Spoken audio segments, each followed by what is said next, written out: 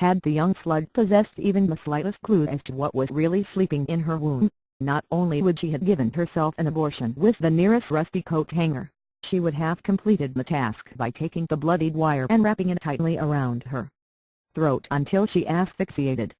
However, blissful ignorance surrounded her brain, and so the 15-year-old girl struggled on with the dark weight of the world in her uterus. Eventually, as nature always works, the labor pains began. They were sharp and rolling through her female parts, until erupting into a burning sensation in the vagina. Her screams were muffled with a padded stick inserted in her mouth, but the screams in her mind were clear as a bell. Her uterus felt like talons were ripping through it, as if the creature within her resisted entering the world.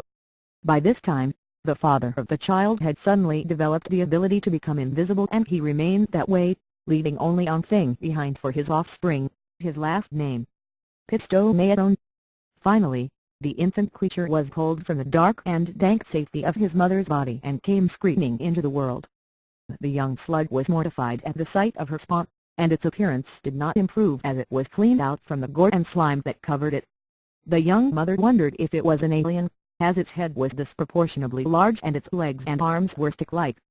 Somehow, it already had a gut that hung so low that it covered the creature's genitalia.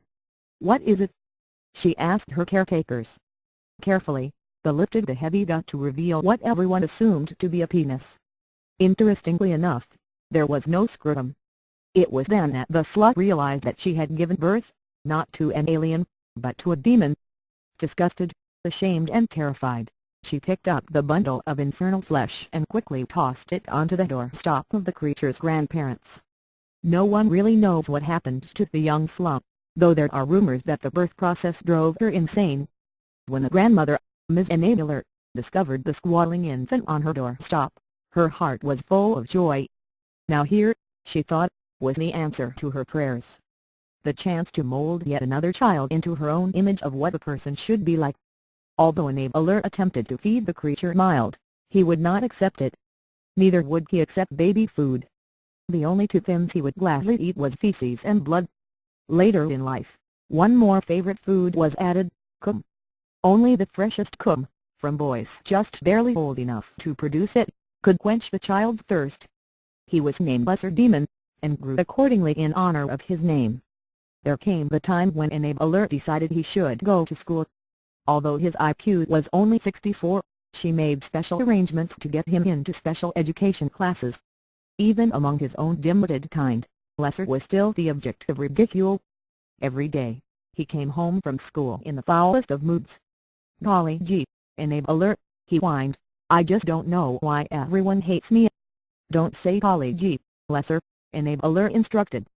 "Instead, say grave accent motherfucker or grave accent faggot. It shows that you know what kind of people you are dealing with." "Yes, N.I.C. I will do that." Lesser went back to school, yet the children reacted even more violently than before. He could not understand and approached N.I.C. once more. "They are just jealous of you," she said. "They hate you because you are right and they are wrong. Don't care about what others say to you, as they are all faggots and cunts and queers.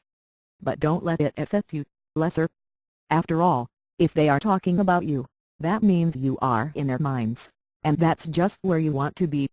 Years passed, as they always do, and Lesser Demon continued to grow into a supreme asshole under the direction of N.I.C. One day, he decided that he would be a writer. It didn't matter to him that he could not spell and had no grasp of grammar.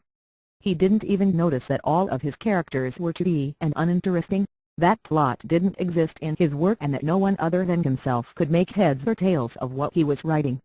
But he was not going to be stopped. He blamed his lack of sales as a grand conspiracy against him. Eventually, the warriors of God decided that they had enough and plunged a screwdriver into his head, or so he told everyone. Too dense to take the hint, he continued to rattle out incomprehensible writing, and his vulgar mouth was open 24/7. Sometimes, he was open to speak, and sometimes it was open for cock. Of course, he had to keep the latter a secret, as N.I.C. would not approve, so he kept his fantasies of buttering little boys in the butt strictly inside his head. Again, time wore on. While those who had been children when Lesser was, they had grown up, but Lesser did not. Lesser Demon, who was actually the least of demons, continued to fail as a writer, and lashed out at all around him instead of considering the possibility that a career as a writer was simply not in the cards for him. To this day, he continues to write, struggling with the English language and all that goes along with writing literature, while blasting anyone who has the opinion that he should just hang it up. But this is not the end of Lesser Demon, no, not by a long shot. End of Part 1.